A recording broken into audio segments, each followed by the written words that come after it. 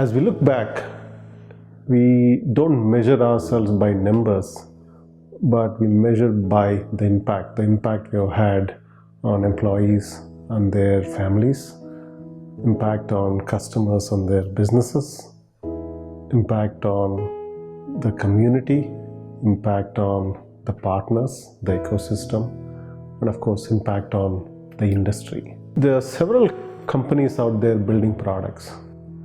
What makes Zoho different is we not only build products, but we focus on building know-how and capability to build products in regions that are otherwise ignored and providing opportunity to people that are otherwise ignored.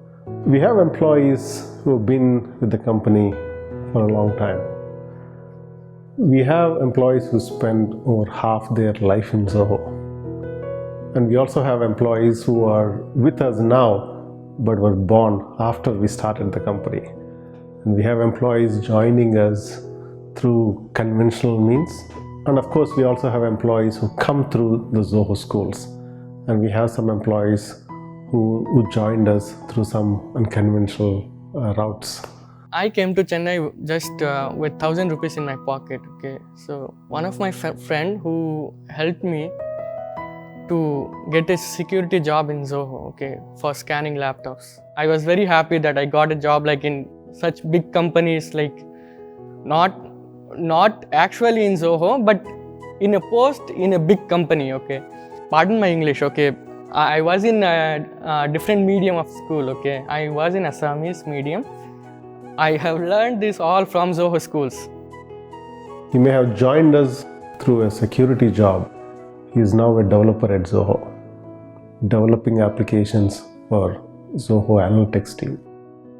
அப்பா வந்துட்டு salon கடை தான் வச்சுருக்காங்க. So அதுலேருந்து வர income வந்துட்டுனா கம்மி தான். அப்பா மட்டும் தான் வீட்டில் ஒர்க் பண்ணுறாங்க, அம்மா ஹவுஸ் ஒய்ஃப் தான். ஸோ என்னாலேயும் ஜோகோ ஜாயின் பண்ணதுக்கப்புறம் ஒரு இன்கம் கொடுக்க முடிஞ்சு, ஃபேமிலியை சப்போர்ட் பண்ண முடிஞ்சு.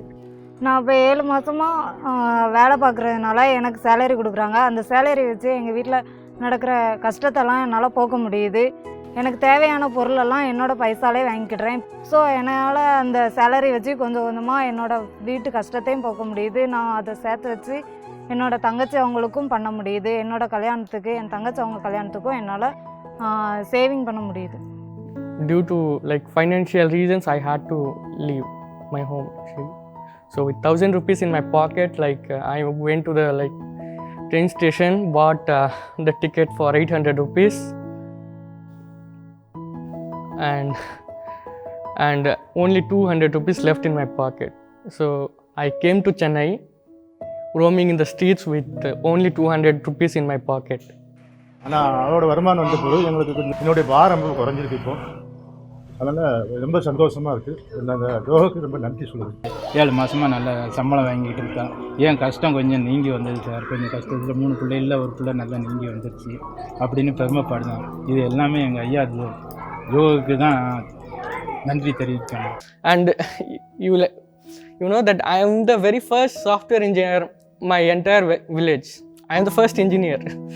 So it makes me like, I don't know that whether I should be proud of myself, I don't know, but it makes me happy that I am the first engineer of my village. There is a lot of latent talent in the world that is really waiting for that opportunity, that first step on the ladder. At Zoho, we have actually specialized in providing that opportunity, get people on that first step on the ladder, and then they figure out how to climb afterwards. It's really that the talent is everywhere in our estimation. In fact, if we could do it all over again, if we could do it all over the world, we would create so much opportunity. People often look at Zoho Schools of Learning and see it as an institution that is providing opportunities to the ignored masses. Yes, right to an extent. But Zoho is also benefiting from this. That's the little secret right there. Here is raw talent that's just being disregarded or not being acknowledged simply because probably they don't have good English knowledge, probably they haven't been exposed to a computer early in their life, probably they missed out on all the exposure a city education could give them. It is not a lack of talent, but a lack of exposure. Talent is universal, opportunity is not. With that, we want to take the opportunity where talent is. And we have had the opportunity to open up offices in various locations rurally in India. There is another form of human topsoil erosion where the talent, the top talent of a village or a rural area gets sucked out and becomes part of cities to never to return. And this has been going on worldwide, and it's also been going on in India. And this completely removes the vitality from the rural areas, and it also destroys opportunities for the people who are stuck behind in these villages. So the only way to restore to the vitality in the villages is to restore the topsoil, to bring the talent back and to retain the talent here. That is what our goal is with our rural initiatives. So towards this, the idea was to open a lot more remote offices so that people who are coming from the remote areas or from that particular area can work closer to home as well as work in an office instead of traveling to a tier 1 town or to the city. And interestingly, these thoughts were there even the pre-pandemic, but the pandemic has given a good fillip to this thought, and lots of other companies are also doing it. But given that we have internalized it, we hope that we make a lot more impact in the rural areas, and especially in a country like India which is developing, this would go a long way. So I have been seeing Zoho running one of its development centers in Tenkasi, the rural South Tamil Nadu. Based on that, we decided to move to my native, Tirunelveli. There are two core reasons inbuilt into the objective. One is like keeping ourselves frugal, creating affordable software for the global market. Second one is like we just want to contribute to the society back. There are people who are struggling to travel out of Tirunelveli, either due to monetary reasons or language barriers, who can still build great products. So keeping these two reasons in mind and following the Zoho way, we moved ourselves to Tirunelveli to start the company. I don't think a lot of companies would have gone through such fundamental transformation multiple times and survived and thrived, right? So being part of that journey, right, taught us a lot of nuances, right? It's one is to read about something, but another is to be part of it. That nuances to understand, right? That gives a lot of confidence. One of my important project at Zoho was building the spreadsheet application, right? And I would say like that's the world's most used application. Everyone uses that, and it's also one of the complex applications, right? And I built it from scratch, and that has built so much confidence that okay, nothing is impossible. I have never done sales and marketing, right, in my entire life. Though I am a commerce graduate, but I ended up writing the codes for the next 15 years. And then at Hippo Video, I'm doing the sales and marketing, right? Now that confidence has been built at Zoho that you can do anything. It's only that how you navigate yourself, how you find the path, right? So that pathfinder capability is I would attribute that we formed that capability at Zoho. Providing a world-class product from India was made by Zoho. So that gave a lot of confidence to people that products need not be built only in US. World-class products can be built in India and delivered to the global market. It produces a lot of full-stack entrepreneurs. I think what Zoho has done is shown the world that India's tech prowess is not just restricted to services, but we absolutely have what it takes to make a difference in the world of products. Zoho's journey has honestly been nothing short of inspiration. Zoho is sort of a fruit-bearing tree, right? Where the seeds are with the DNA of how to do SaaS is sort of dispersed, and then each one creates its own tree, and hopefully it becomes a forest. So, and I'll be proud of that, being part of the forest. Zoho to me is one of the best examples of a company that not just builds a sustainable growth path for itself, but it takes the time and the effort to create an ecosystem and pave the way for the sustainable growth of the entire ecosystem. To me, that's the spirit of Atmanirbhar that we need to see more and more. Zoho has had a tremendous impact, not just economically but also in the social development of the district. Zoho has been very successful in tapping the talent which is there in the rural area. One, of course, they have given a lot of qualitative employment to the people of that region. The second one is that overall economic development that has happened in that area. People have welcomed Zoho wherever they go because Zoho accustomizes itself and acclimatizes to the local needs of the people. They get themselves along with the people, and people start owning that place. You know, the local people start owning Zoho. They start feeling that it is one amongst them. We don't really have to bring everybody out of the rural areas, bring them to the town and make them educated and take them to heights. We need to see that every rural area gets all the amenities that is required, take on the strength of the rural areas, rebuild on that, bring back the confidence among our rural youth that they are not to be sidelined, they have the equal opportunities compared to the children who are there in the towns or in the urban areas. That is the confidence we have to build on, and they have tremendous strength in themselves, so we got to revive that strength among the rural youth, and catching them young is very important. Now that is where I think the schools have started working upon, the Zoho schools that you're working on. Now that will help children from their young age to get all that all the extra the facilities that the child who is there in the urban areas would get, and also take on the talent that they have already, the strength that they already have. So this is the real revival. I'm happy that you are doing that. Local ஏரியாவில் கடையெல்லாம் பார்த்தீங்கன்னா பெட்டிக்கடை இந்த கடை தான் இருக்கும். இன்றைக்கி ஒரு பெரிய லெவலில் கடைகள் வர்றது, ரெஸ்டாரண்ட் வர்றது காரணம்லாம் வந்து யாருன்னா இவங்க தான். இது வர்றது வந்து எங்கள் தென்காசி மாவட்டத்துக்கு வந்து பெரிய ஒரு வரப்பிரசாதம். அதனால் எக்கனாமி மேலும் மேலும் மேலும் டெவலப் ஆகிட்டு தான் போகுது. 100 ரூபா செலவு பண்ண முடியாமல் இன்றைக்கி 1000 ரூபா செலவு பண்ணுறாங்கன்னா அதுக்கு ஒரு முக்கிய காரணம் ஜோகோ தான். இப்போ எப்படி எங்கள் ஏரியாவில் வந்து ஜோகோ இப்படி வந்து டெவலப் பண்ணி வச்சுருக்காங்களோ, இது எங்களுக்கு மட்டும் இதே மாதிரி இருக்கக்கூடாது.